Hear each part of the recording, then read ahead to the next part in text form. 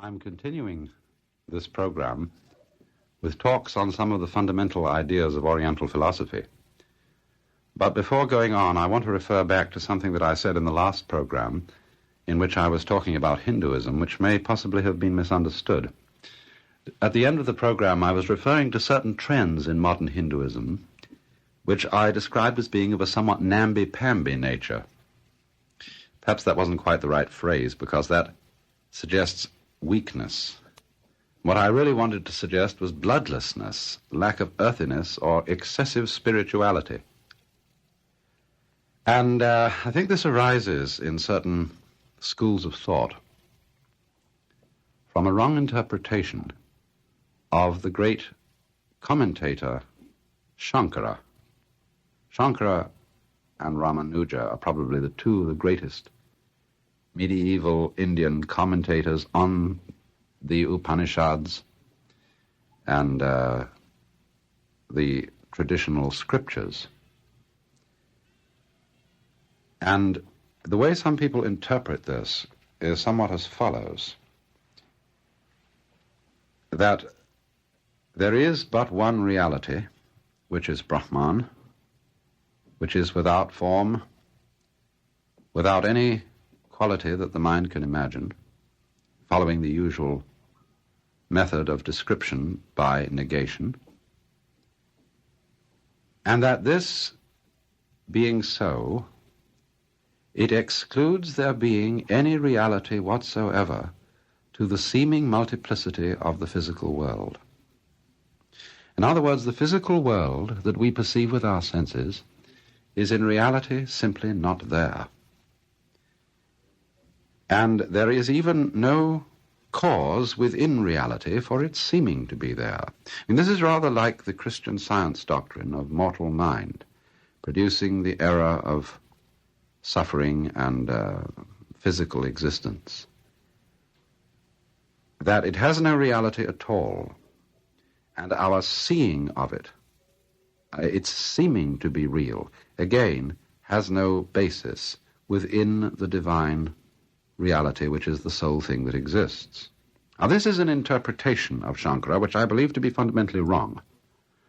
I don't believe that Shankara can correctly be interpreted as saying that the world of sense experience, which this, to my mind, wrong interpretation of his school identifies with Maya, I don't believe that this is the way he ought to be understood.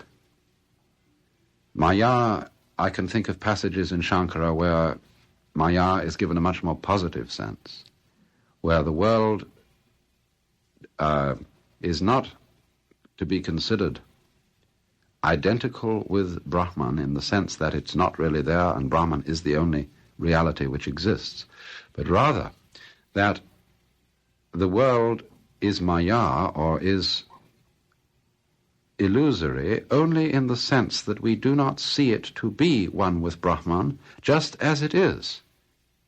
The seeing of its oneness with Brahman does not involve its disappearance. And if it does, then we've got not a non-dualistic doctrine at all, we've got an extremely dualistic doctrine. Because after all, if there is the seeing of an illusion, supposing you say what you see as the illusion isn't really there, but you can't deny the fact that you see it, and then if that seeing of it has no basis in reality, if that in turn is an illusion, and the illusion that one sees an illusion is an illusion, then you've got a principle that is fundamentally distinct from the supreme reality, and in a way stands against it, is not explained by it, is not grounded in it. And therefore this is a highly dualistic form of thought, and as a result, all fundamental dualisms lead to consequences in feeling and in conduct which are world-hating. And this seems to me why there are trends in modern Hinduism to be excessively spiritual, to regard all sense knowledge as basically evil, in the sense of being fundamentally, and I mean fundamentally, unreal. And this, in other words, is what I wanted to indicate about these trends in modern Hinduism which I do not feel are representative at all of either Shankara's doctrine or the doctrine of the Upanishads, upon which the whole tradition of Hinduism is based. Now then, today I want to go on to the subject of Buddhism. Buddhism originates in India somewhere between 600 and 500 BC. There is always some conjecture about the exact dating of individuals at this time, but it was during this period that there lived a man called Gautama. And Gautama was the son of a king, or perhaps tribal chieftain, who lived very close to modern Nepal in the north of India. And Buddha is a title given to this man. It wasn't his proper name, just as Christ is not, as it were, the surname of Jesus, as when we say Jesus Christ. We should correctly say Jesus the Christ, Jesus the Anointed One. And in the same way one should say not Gautama Buddha, but Gautama the Buddha. For Buddha means an awakened one. A man who woke up, who, in other words, you must understand this term within the whole Hindu tradition, a man who is no longer spellbound by Maya, by the seeming separateness of all the things in this world. That's one of the forms of Maya. And so a Buddha is not a unique historical character. There can be, and it is supposed that there have been, innumerable Buddhas. But the idea of a Buddha is related to the Hindu idea of an avatar, which means an incarnation of the Godhead in human form. Buddhists don't think of a Buddha as an incarnation of the Godhead, because they, although not rejecting the idea of God or gods, relegate all gods to the world of Maya, to the world of relative reality. And in this sense, a Buddha is felt in some way to be superior even to the gods. Let's put it in this way. Perhaps some of you have seen what is a sort of fundamental illustration of the principles of Buddhism, a diagram or map-like thing called the Wheel of Life.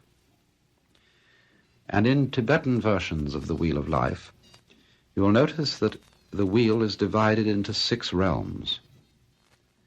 And these 6 realms include human beings, gods, or perhaps angels would be a better term for devas, spirits of wrath called asuras, personifications of the destructive forces of nature, animals, then what are called naraka, or purgatories, preta, or tormented, frustrated spirits with tiny mouths and immense bellies, having, in other words, immense appetite but very little means of satisfying it, and then again humans.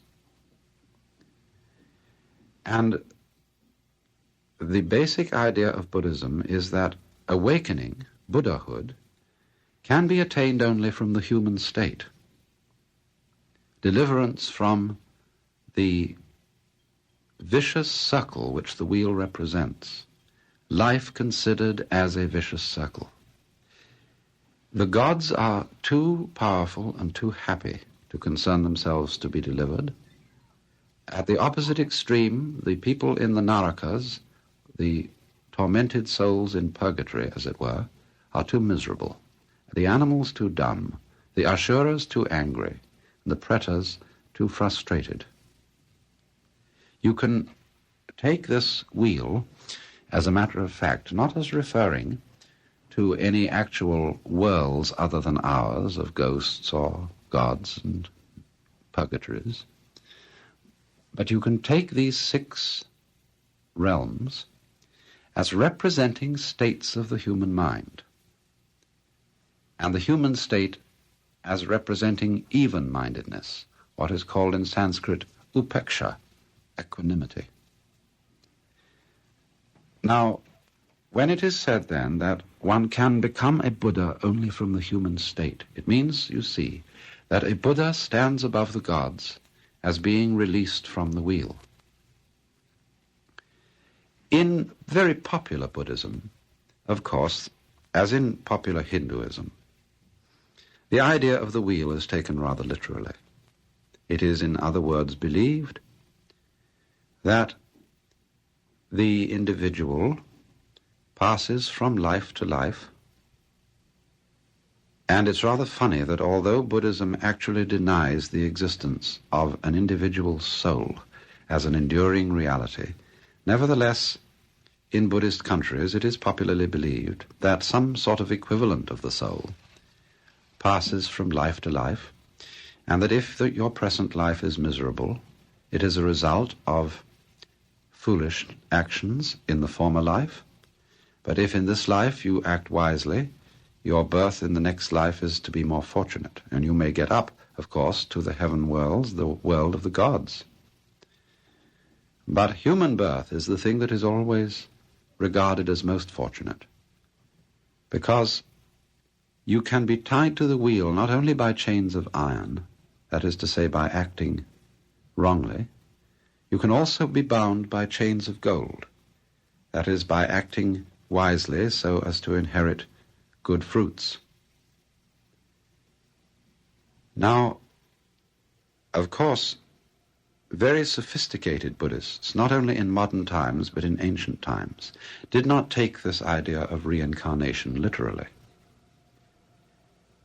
They looked upon it in quite a different way, and just as they regarded the 6 worlds as states of the human mind, so they regarded reincarnation as something happening in this life. Those of you who've read T.S. Eliot's 4 Quartets will remember the passage, perhaps, where he says that those who have just left the platform of a station on a railway train are not those who will arrive at any destination. Those who, in other words, walked in at the door of the room and are now sitting down in chairs are not the same people as those who stepped in at the door. We are, in other words, constantly changing.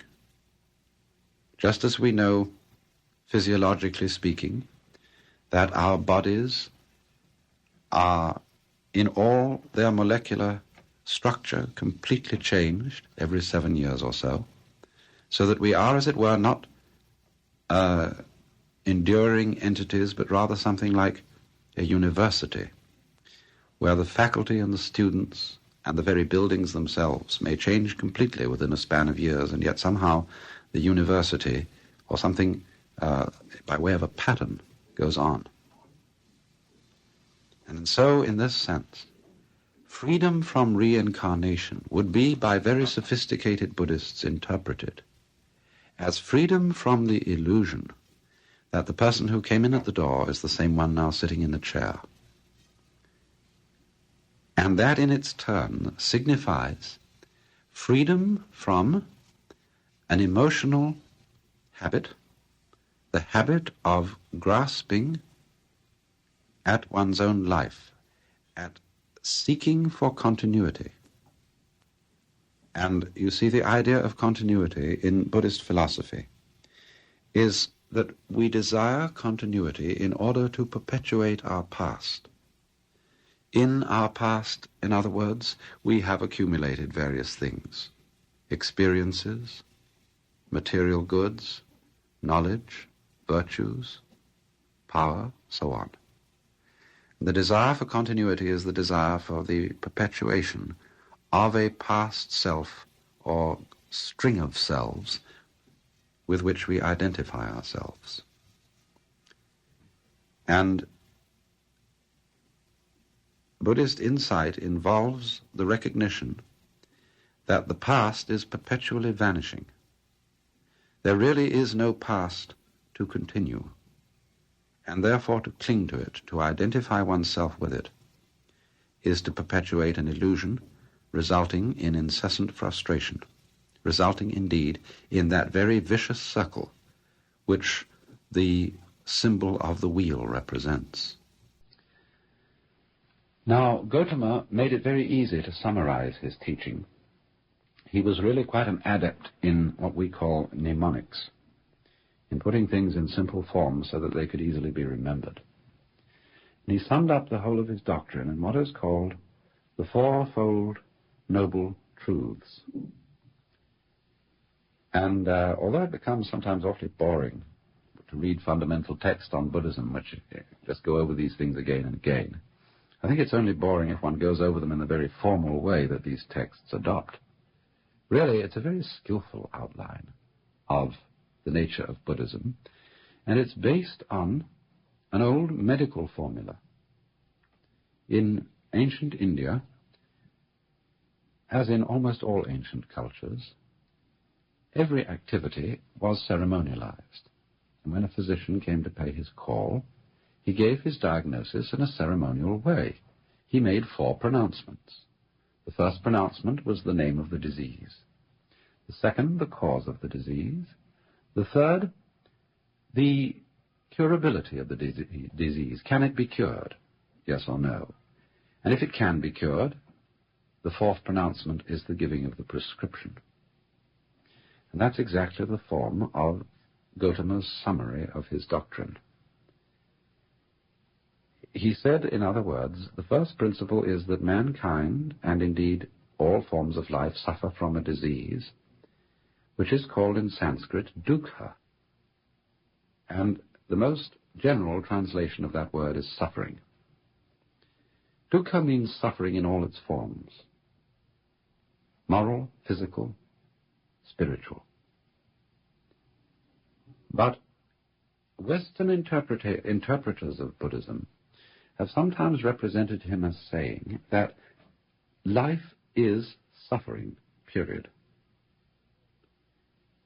In other words, of enunciating a highly pessimistic and world-hating doctrine, that to be alive is to suffer, and that, in other words, the amount of joy, of positive pleasure in life is, after all, so negligible that the game is not worth the candle.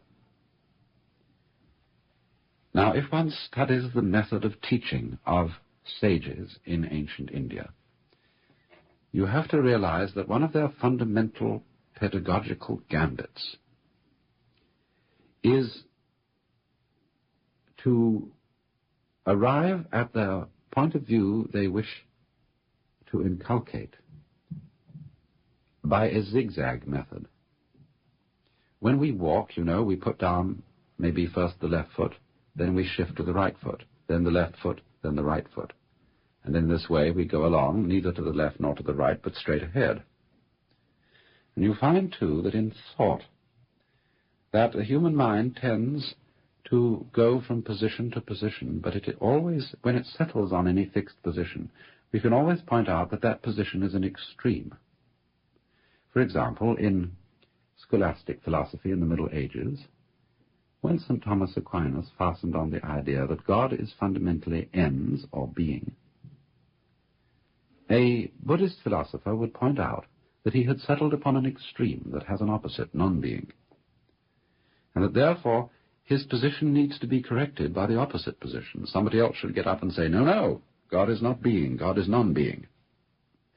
And from this facing of opposites with each other, we arrive at what Buddhism is sometimes called the middle way. Doesn't mean the compromise position.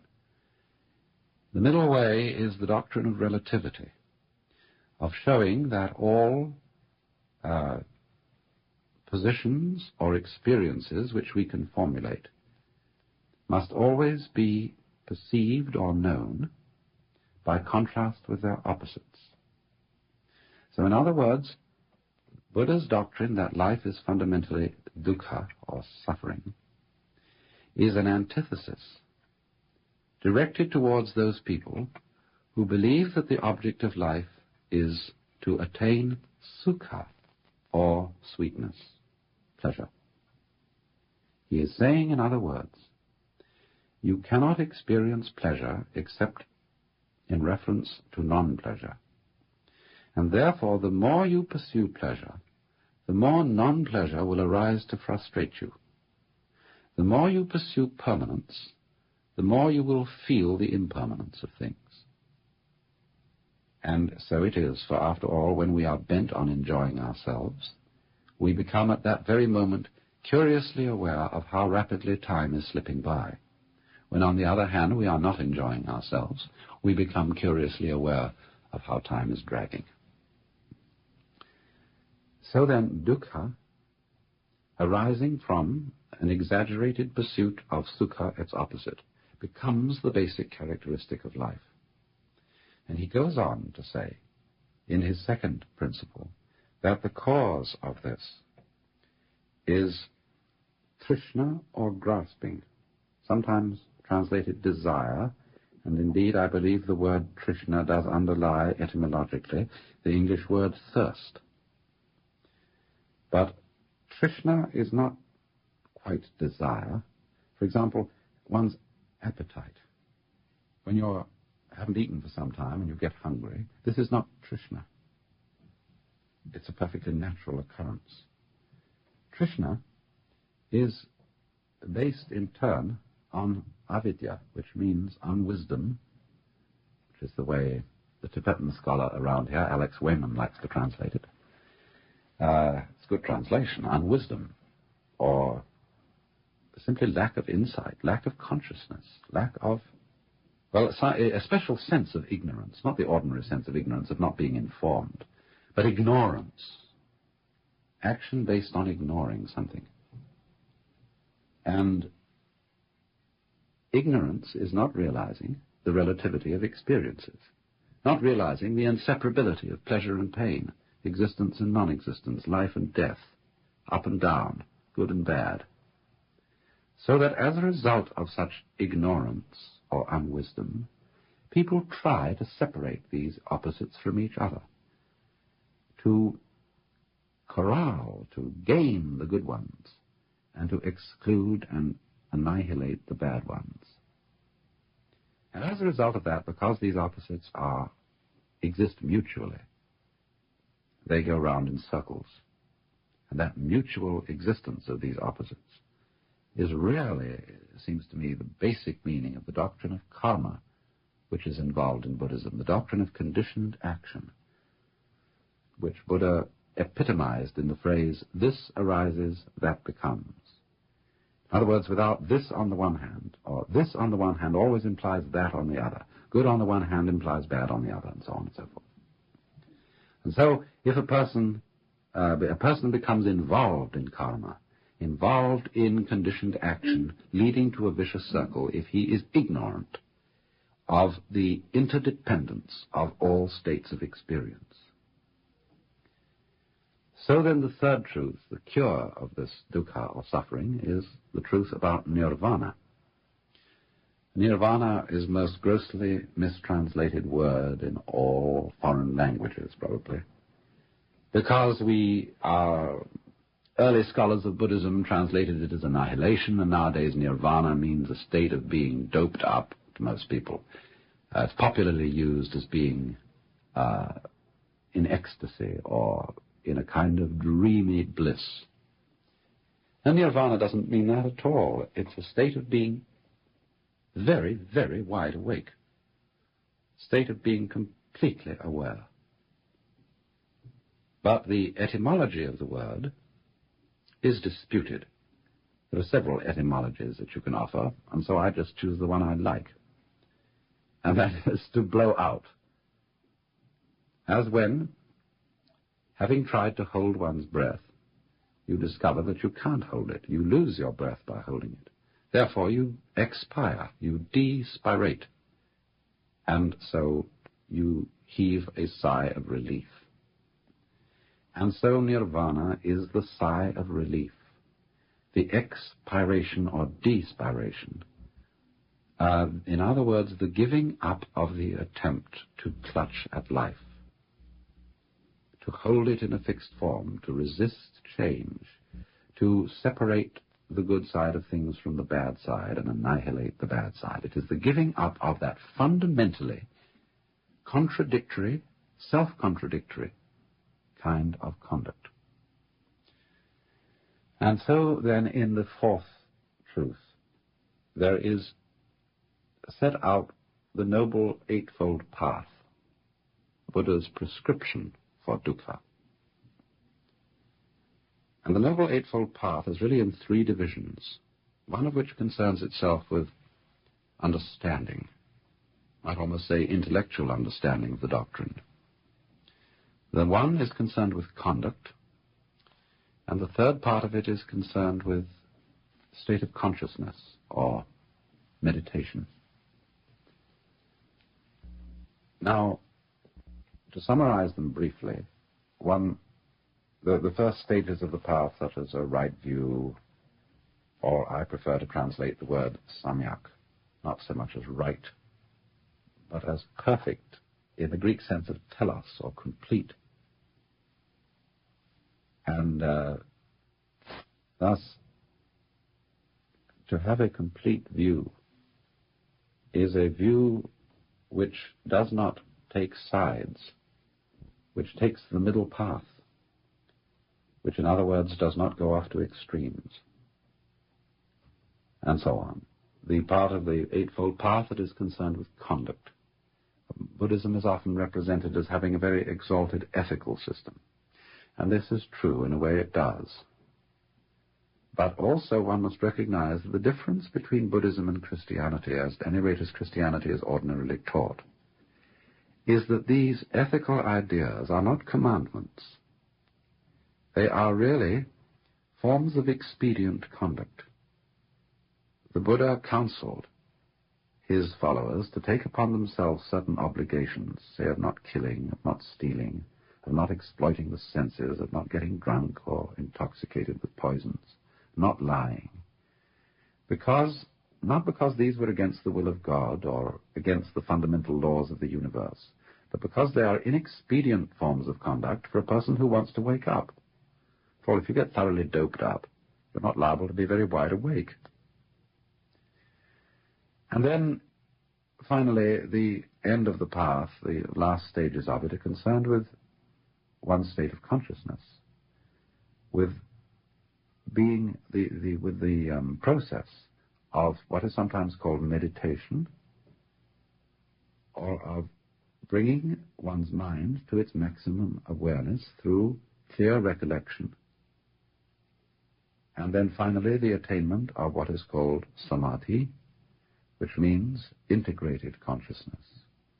Consciousness no longer under the influence of avidya, no longer bamboozled and fooled by the apparent separateness of things which are really inseparably interlinked. And thus samadhi could be called integrated, a unified consciousness in which it is seen that the subject, the knower, is inseparable from the object, the known, that man is inseparable from the totality of life, and so on and so forth.